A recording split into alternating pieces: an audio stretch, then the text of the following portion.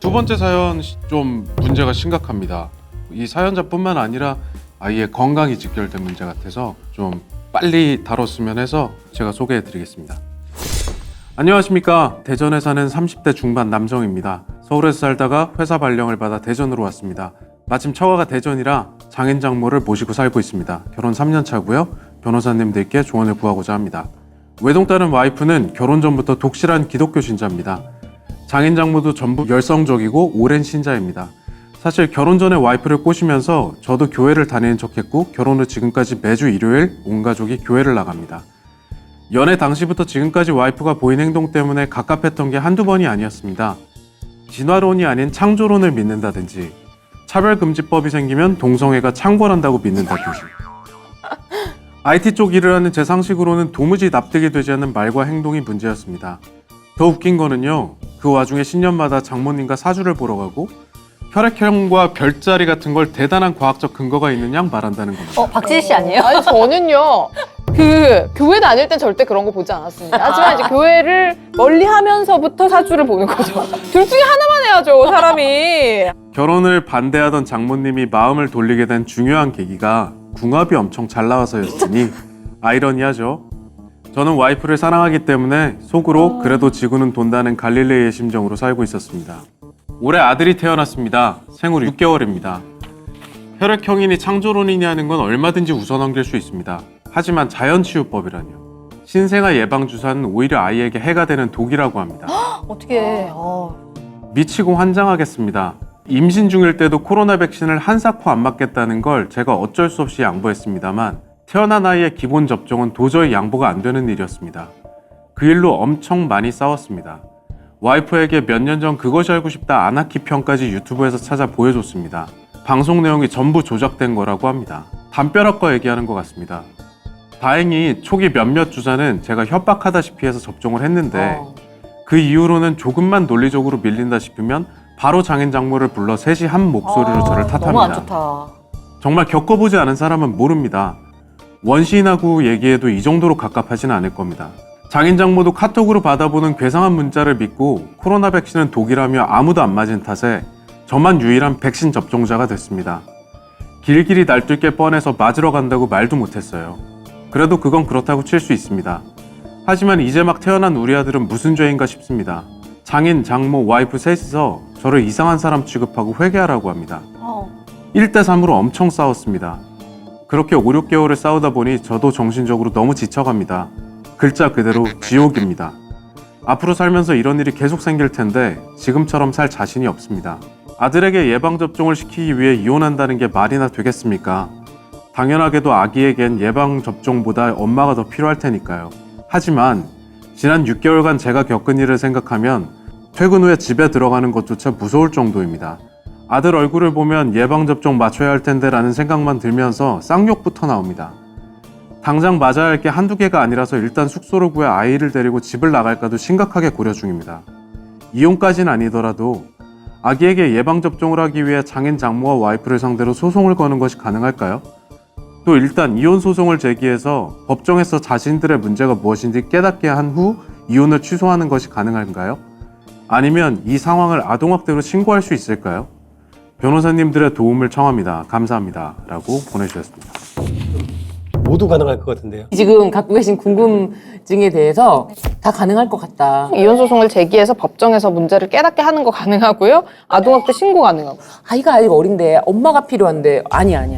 아이가 필요한 거는 건강한 부모지 부모가 건강하지 않아. 이런 상황이 아이한테 더 위험하다라고 생각이 들어서 아이의 건강과 아이의 안전한 양육을 위해서라도 분리가 되어야 되고 그리고 여기서 이혼까진 아니더라도 아기에게 예방접종을 하기 위해 장인 장모와 와이프를 상대로 소송을 거는 것이 가능할 거예요라는 거는 이것도 가능합니다. 네. 근데 이게 사실 지금 이 첫 번째가 무의미한 게 이렇게 소송 걸어버리면 일단 가정은 파탄나는 거 아닌가요?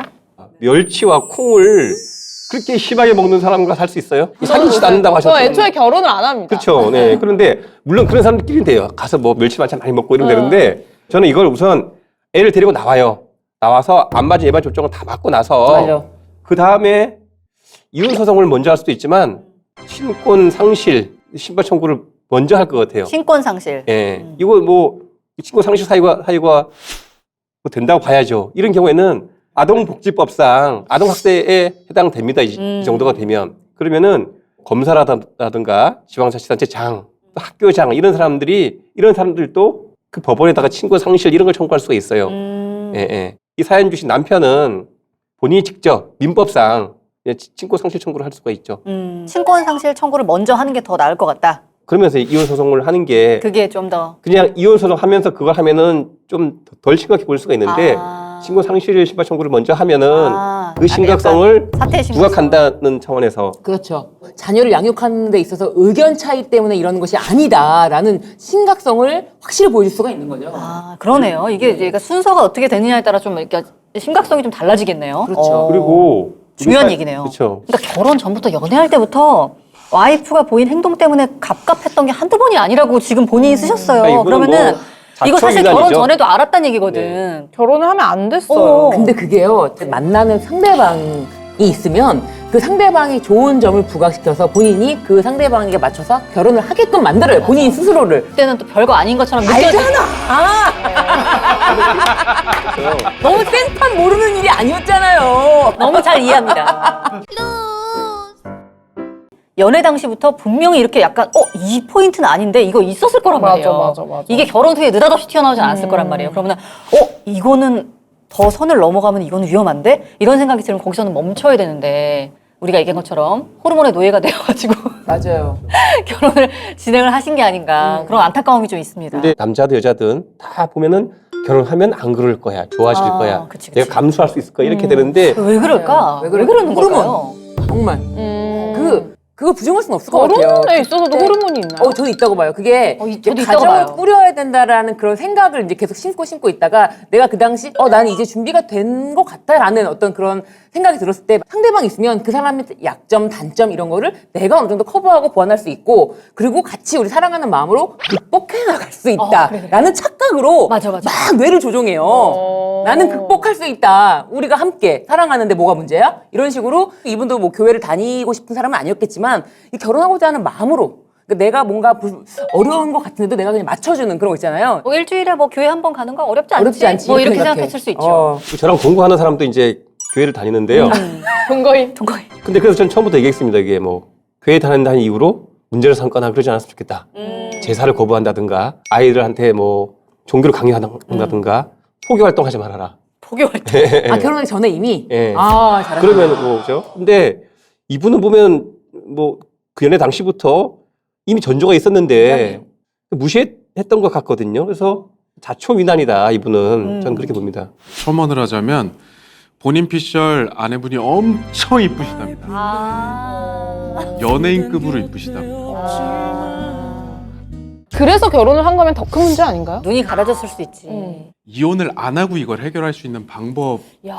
장인 장모하고 분리되면 좀 나아지지 않을까? 분리되면 나을 수도 있을 것 같아요. 왜냐면은 아내분이 이렇게 된 거는 전적으로 부모님의 영향을 받았을 가능성이 굉장히 크기 때문에 생활 환경 자체를 아예 바꿔버리면 또 주변에서 커뮤니티에서 듣고 보고 하는 것 자체가 이게 달라지고 하면 그나마 좀 개선의 여지가 그나마 생기지 않을까? 근데 조금이라도? 진짜로 지희 씨 말대로 외국 정도 가야 가능할 것 같아요. 왜냐하면 장인 장모 불러가지고 셋이 한 목소리로 저를 탓합니다라고 하고 이렇게 6개월을 싸웠다 그랬거든요. 그럼 싸울 때마다 엄마 전화해서 엄마 아빠 오는 거예요.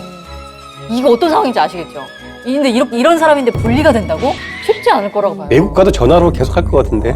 아니 그래도 이게 한계가 있죠. 그치, 그리고 외국까지 다시 가면. 오시진 못하잖아. 그치. 바로 못 날라오니까.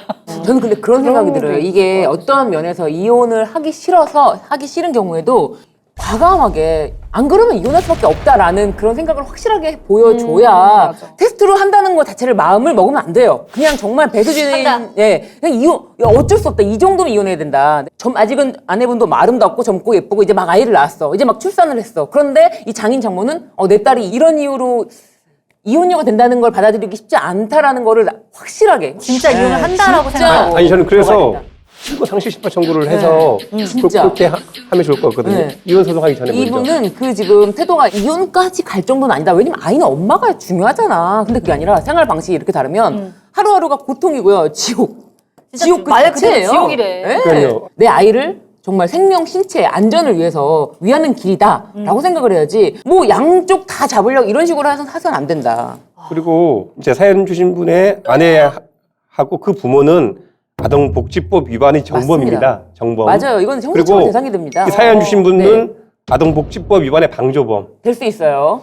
아동의 미래를 걱정하는 모임 해서 4명이 모임 만들어서 고발장이라도 내야 되는 거 아닌가 이거는? 아, 이거 그죠? 진짜예요. 시민단체. 이거는 사실 아이가 아픈데 치료하지 않고 이런 거 방치하고 이런 것들 다 형사처벌 대상이 돼요. 이거 내용 얘기해 주셔야 됩니다. 이거 형사처벌 대상 된다. 대상 됩니다. 저는 그렇게 생각해요. 이 사연자분에게 아내가 정말 미스코리아 뺨치는 외모의 소유자예요. 그 정도의 외모의 여성을 꼬실 정도의 능력이면 본인은 다음 여자를 만나도 또 당연한 성공할 수 있다. 당연히 그 정도. 걱정하지 말고 그쵸. 과감하게 지금 연연하지 말아라. 아니 근데 되게 아내를 엄청 사랑하시는 것 같은 게 그 매주 일요일마다 그러니까 본인은 아예 신앙도 없는 사람이 아내를 따라서 교회에 간다는 것 자체가 진짜 대단하거든요. 주말에 놀러 가지도 못하고. 그리고 그럼 토요일에 또 막 마음대로 놀지도 못해요. 맞아요. 토요일에 가야 되기 때문에. 아침에 예배 가야 되잖아요. 그런 것들이 있는데 그거를 참고 나간다는 것 자체가 되게 좋은 남성. 맞아, 말도 안 되는 남자예요. 네. 진짜 세상에 존재하는 남자가 이런 남자가 있구나. 말도 안 돼. 왜 인생이 지금 여기에 머무르느냐. 다음을 준비합시다, 우리. 근데 이제 6개월짜리 아이를 두고 이혼하고 싶어 하지 않으실 것 같아서 지금 쭉 말씀하신 거 보면 별로 그 이혼을 원하는 것 같지는 않거든요.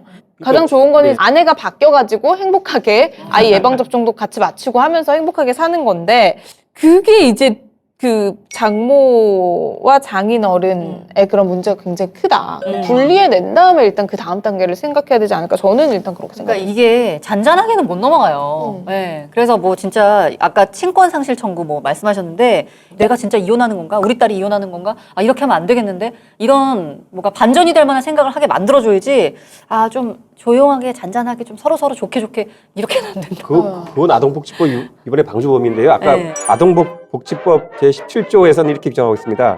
누구든지 다음 각호의 어느 하나에 해당되는 행위를 하여서는 아니 된다 하고 3호에 보면 아동의 신체에 손상을 주거나 신체의 건강 및 발달을 해치는 신체적 학대 행위를 해서는 안 되고 이걸 위반했을 때는 시도지사, 시장, 군수, 구청장 또는 검사가 친권 상실 등을 청구할 수가 있습니다. 직접. 그리고 그거에 대해 형사처벌은 그 아동복지법 71조 1항 2호에서 5년 이하의 징역 또는 5천만 원 이하의 벌금에 그쳐야지는 범죄입니다. 그냥.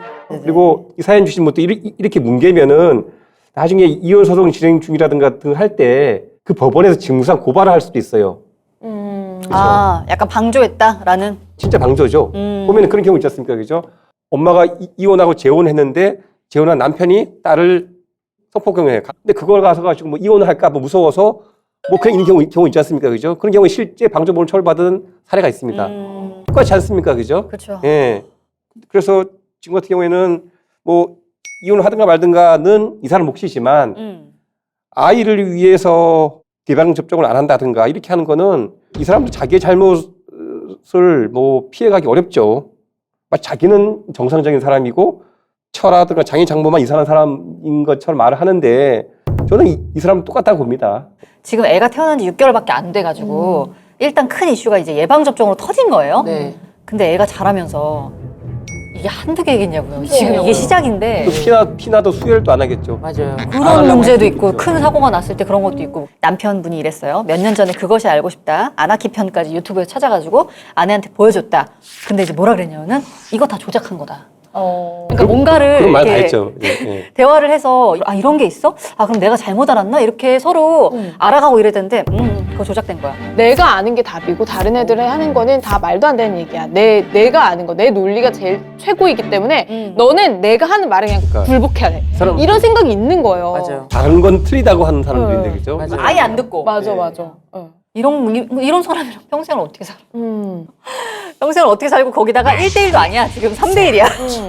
3대1로 항상 싸우시는 거예요. 그러니까 얼마나 피곤하시겠습니까? 근데 이게 아이가 6개월이고 사랑하지 아이가 않는 6개월이라고 것도 하는 나은데 거는 전 비겁한 변명이라고 이혼을 해야 돼요? 당연히 해야죠. 저는. 첫 번째 아이이기 때문에 반드시 이혼을 해야 된다. 이분 생각이 잘못된 게 아이에게 예방접종보다 엄마가 더 필요하다고 하는데 해가 될 수가 있다. 아니 엄마가 지금 신생아 예방주사를 못 맞게 하고 있는데 어떻게 엄마가 있어야 돼? 그러니까요. 엄마가 그렇죠. 아이한테 그러니까요. 해가 되는 행동을 하고 있는데. 자연치유법 있잖아요. 이거를 다 형사적으로 다 문제를 삼을 수가 있는데 그게 문제가 되는 경우는 다 처벌 대상입니다. 다 100%. 그 종교를 믿고 이런 걸 떠나서 그냥 약간 이 집안이 이 장인 장모와 이 따님 세 분의 이 집안 성향이 약간 이런 성향인 거예요. 예, 남들 얘기 안 듣고 귀 닫고 내 생각만 옳고 내가 알고 있는 것만 맞고. 그러니까 그냥 그거 자체만 봐도 사실 결혼 생활 오래 유지하기는 좀 맞아요. 그래서 일단 이분은 저희는 좀 이분이 원하는 건 이혼이 아닐 수도 있겠지만 저희는 냈다 좀 같은 의견인 거죠. 그거 한 가지를 더 한다면은 네. 우선 아이를 데리고 와서 다 그 접종을 하고 네. 예방 접종 등등을 하고 아동복지법 위반으로 고소 고발을 하고 그다음에 친권 상실 심판 청구를 하고 상황을 봐서 이제 뭐 이혼 소송을 제기하거나 네. 그럼 이것도 또 법무법인 가족으로 또 가야 돼. 당연한 건데 뭐 그걸 또 네. 자 네네. 오늘 영업 열심히 하시네요. 아니 오늘 변호사님. 좀 뭔가 수익이 짭짤하시네요. 네네. 제가 하는 영업 활동은 그냥 국가와 사회를 위한 거다 이렇게 봐주세요. 네. 네. 이바지하기 위한 아, 것입니다. 그럼요. 근데 그러면은 만약에 이분이 이혼을 하신다고 하면은 양육비라든지 이런 거는 어떻게 되는 거야? 받아야지 당연히 그죠. 어. 그건 당연한 거죠. 근데 이제 아내분이 뭐 따로 경제 활동이 없다거나 그래도 이렇게 되면 뭐 받을 수 한 있나요? 2, 30만 원이라도 줘야죠. 장의장물 상대로 이혼 소송 한다면은 위자료도 청구를 해야 되고 피고 1 아내, 피고 2 장모, 피고 3 장인 링 위에다가 올려 놓아야 경고방동을 안 하죠. 이 사람들이 이제 불리하지 않은 재판을 받기 위해서 그 판사님이 뭐라고 그러면 듣는 척이라도 해요. 근데 이 사람들이 링 밖에 있으면 경고망동하기도 하니까 이 사람들을 피고로 넣는 게 좋겠죠. 그러면 지금 이혼 우리- 사건에서. 네. 그렇죠. 우리 사연자분 같은 경우에는 일단은 아이를 어떻게든 데리고 나와가지고 그냥 뭐 접종도 데리고 나면 되지 접종 않을까요? 먼저. 그죠? 네. 네. 네. 하고 이런 지금 이 시기를 또 놓치면 안 되는 되니까. 것들이 그러니까요. 있으니까. 이건 정말 잘못된 일이기 때문에 내가 설득이 안 돼서 법에서 금지되고 있는 행동도 너가 하고 있는 거고 장인 장모님이 하고 있는 거라는 걸 알려주기 위한 거다. 어쩔 수가 없다. 이거를 저는 고소를 망설일 필요는 없다고 생각해요. 솔직히 예. 말하면요. 그 형사소송법상 나의 직계 존속이나 배우자 직계 존속은 고소고발을 못 하는데 성폭력 특별법이나 가정폭력 특별법에 보면은 예외적 가능하게 돼 있거든요. 뭐 당연히 이제 그 사람들도 고소고발을 해야겠죠. 예. 장인 장모 같이 공범이니까요, 그죠? 네. 뭐 아이에 대한 온정적인 생각 아니면 가정을 지키는 것도 우선이지 않을까라고 하는데 그 정도와 수위를 넘었다. 이거 본인이 생각하시기에는 어느 정도 타협이 될 수 있는 사연일 거라 생각할 수도 있었을 텐데 객관적으로 보면은 이거야말로 너무 심각한 맞아요. 사연이다. 맞아요. 네. 이런 게 진짜 심각한 것 같아요. 네, 그렇습니다. 저는 이렇게 신생아 예방주사 당연히 맞아야 되는 거를 이렇게 뭐 자연치유법이 그게 없어가고 안 놓는 게 아동학대라는 인식이 거의 없는 거죠. 네. 이미 아동학대는 진행이 되고 있다. 그렇죠. 이렇게 인식을 해야 된다는 네네네. 거죠? 건강 및 발달을 해하는 행위다. 네. 그리고 이제 친권 상실 청구를 하시고 그리고 나서 이혼 소송을 밟으시는데 같이 이혼 소송 밟히는 밟기 전에 만약에 뭔가 깨달음의 과정이 있어가지고 좀 이게 일이 잘 된다. 그럼 너무 베스트인데 그렇게 되지 않는 경우에 사실 이제 이혼이 답일 것 같다. 뭐 그런 분들하고 인연을 이어가려면 본인도 그들과 한통속이 되는 수밖에 없는데 그건 더 괴로운 일인 그리고 거잖아요. 아이를 살릴 것인가 방치할 것인가 그건 한번 보죠. 그 선택만 한번 딱 봅니다 저는. 이 남성분 좀 힘드실 것 같아요. 그러니까 너무 좋은 남편인 것 같은데 참 안타깝네요. 그러니까 이게 굉장히 좋은 남자도 이혼을 하게 되는 과정을 겪고 아이를 혼자 키우고 이런 경우가 있는데 보통 우리는 이혼을 하게 되면 다 쌍방이 뭔가 둘이 어느 정도 일정 정도의 문제가 있지 않을까라고 생각하는데 그거 아니다. 그건 아니라고 생각이 저는 좀 다시 한번 강하게 들고요. 그리고 제발 이제 결혼 전에 연애할 때 이런 징후가 있잖아요. 이런 어떤 사인들이 있을 때 간과하지 말자. 맞아요. 네, 그리고 이걸 좀 잘 보자. 결혼을 고민했을 때 내가 이 사람의 뭐가 좋아서 결혼하고 싶은지를 생각하는 게 아니라 내가 이 사람의 나쁜 점을 어떤 부분까지 참아줄 수 있는가 이거를 먼저 생각을 해야 된다. 현명하다. 그래서 그걸 내가 평생 견뎌줄 수 있을지 거기서 오케이가 나오면 결혼하는 거고. 근데 그 호르몬이 작용하면 다 극복할 수 있다고 생각해. 그게 문제야. 그게 문제. 정말 이놈의 호르몬. 문제를 모르지 않아. 보이는데 그 문제가 저기 이제 수면 아래에 있단 말이에요. 저기 있구나. 그렇지. 저기 있고 뭐 문제일 수 있겠지만 뭐 크지 않네라고 하는데 이제 결혼하고 나면 수면 위로 올라오면 얼마나 그렇습니다. 어쨌든 근데 저는 또 오늘 이제 또 좋았던 점은 그겁니다. 이분은 빨리 이혼부터 해야 될 것 같은데? 라고 저는 생각했지만 순서에 따라서 조금 달라질 수 있다. 맞아요. 그래서 우선순위가 뭐냐? 어떤 것부터 시작해야 되냐? 약간 이런 점에서 솔루션이 좋았던 것 같습니다.